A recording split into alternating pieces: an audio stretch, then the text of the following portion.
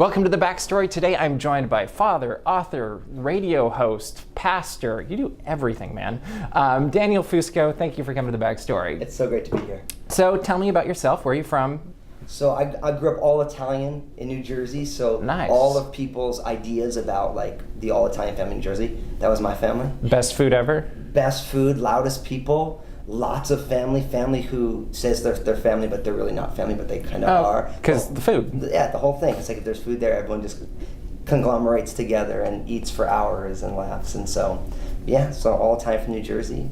And then you ended up in Vancouver, Washington somehow. How'd you get from East Coast to West Coast? So I was playing music I was pursuing it as a career, and I was just going to move into New York. I went to Rutgers University in New Jersey, and I remember I thought, if I don't leave this area, I'm going to spend my whole life in this little, amazing little place in the world. And so I just decided to move out west, and that was my first foray out west. I ended up in Southern Oregon first, and then the San Francisco Bay Area. Oh, nice. And then now I'm back in the Pacific Northwest. So you're pursuing music. What'd you play, sing? So yeah, so I'm a bass player, electric and upright bass. And so, everybody, the bass player always has a gig. And I learned that. I bought a bass, and the next day I was in 2 bands, and always had a blast doing it. So I played every style of music, except I've never gotten a gig doing country, and I don't know if it's because of the dreadlocks or what. There's still time.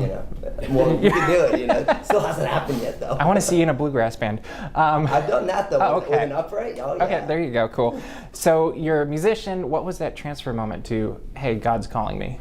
Well, yeah, so what happened for me is that I was pursuing music, and really towards the end of my college career, through a number of different things, I really started reading and being fascinated by Jesus. And so, Jesus invaded my life about 6 weeks before I graduated college. Huh. And I was just, I would start playing music, and I was doing it for a living, but, as a musician's life, your life really starts like after lunchtime, and so you end up going way late. So I would wake up early, and I would study the scriptures and pray and journal a lot, and then I'd play music all day. And it was in that process that God really started to challenge me. And really what I realized was that music was a gift he had given me that I loved, but it wasn't something that was supposed to be my identity. That Jesus was supposed to be my identity. And so I still get to play a ton of music, but God really redirected me towards the work of ministry. And I love getting to be an author and a pastor and all these things. I can't believe I get to do it. And I'm pretty sure you love being a husband and a father as well. Tell us about your family. Okay, so I'm married. My bride's name is Lynn. She is legitimately the nicest person that I've ever met. And after 14 years of marriage with me, congratulations. It holds true. She's amazing. She puts up with me. It's such an awesome thing. And we have 3 great kids. So I have a 13-year-old named Obadiah, my son, and then 2 girls, a 10-year-old named Maranatha, and then my little 4-year-old Annabelle, who is the cutest, craziest little woman. I'm raising myself in a little female form, and she's super cute. What do you guys like to do for fun as a family? Well, in the Pacific Northwest, we are well known for our rain, so we do a lot of hiking. We hike in the rain. We like to just spend time together as a family. But really our favorite pastime together is we love to go hiking. We do it every Friday, oftentimes Sunday afternoon after our services at Crossroads. And we just love just getting to be together and walking. Oh, that's awesome. So pivoting back to career a little bit, who would you say was the most influential in your career? Maybe had you changed things, or just that person that kind of sticks out in your head? Yeah, so as a pastor, my pastor, his name is John Henry Corcoran. He was the man who apprenticed me for ministry. Cool. And literally, even still to this day, he is one of the most influential people. He really helped that quality of grace. And what I really loved about him was when I was feeling drawn into the ministry, I didn't know anyone in the ministry who was like me, kind of a little maybe off, really gregarious, loud, and I always felt like it was like I was not acceptable because of just the way that I am. And he's all Irish, from Ireland, so he's got that big gregarious personality, and he really helped me feel comfortable in my own skin, not being like, okay, God wants to adjust some things in all of our characters and personalities, but he's like, I learned through my pastor that God makes us all with unique gifts and talents, and he likes using them.